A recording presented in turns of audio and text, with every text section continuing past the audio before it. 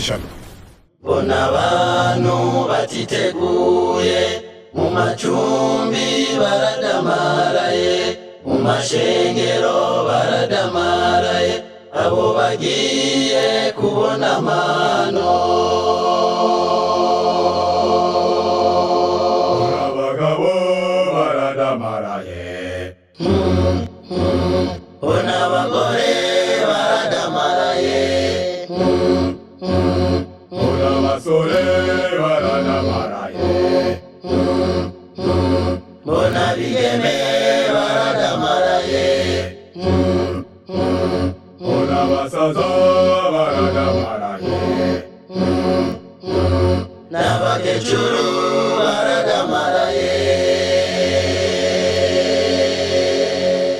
Abasaza bakibobota, ese byoza naramaze gupfa.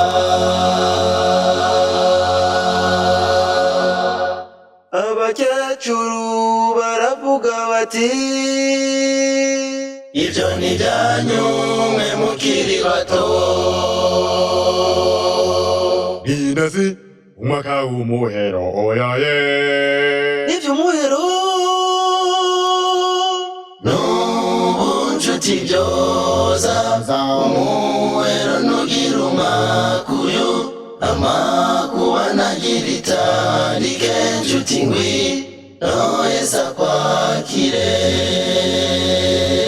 N'ubu nshuti byoza, umuhero nugira umwakuyu, amano n'indwara z'ibyaduka, nshuti byaramaze kugaragara. Nk'uko byari mu minsi ya Nowa, n'ubu niko bigiye kumera. Abantu barabwiga ubutumwa, nshuti bakigamikira amazosi. mbega gacu, mbega gacu. Kariya gacu, kariya niko, wa mugenzi wawe mwafashanyije kubaza ubwato, nenge kwivuna agasase, none sanze mwugaye, yigora nyabuna n'uburaziko n'umugenzi wawe, kandi waza ku mutima. Mwene data, ntabwo yagiwe nugaye, ahubwo umwaka w'Imana yugaye, wowe wafashe imbuga y'ipinga, none nta kundi mwigire. Ishingwa rya dimanche Kubera iki gihe nigiye kutubera agacu. N'ubu Yesu yoza gutora ishengero, bwira vuba witegure, nshuti ngwi Yesu akwakire.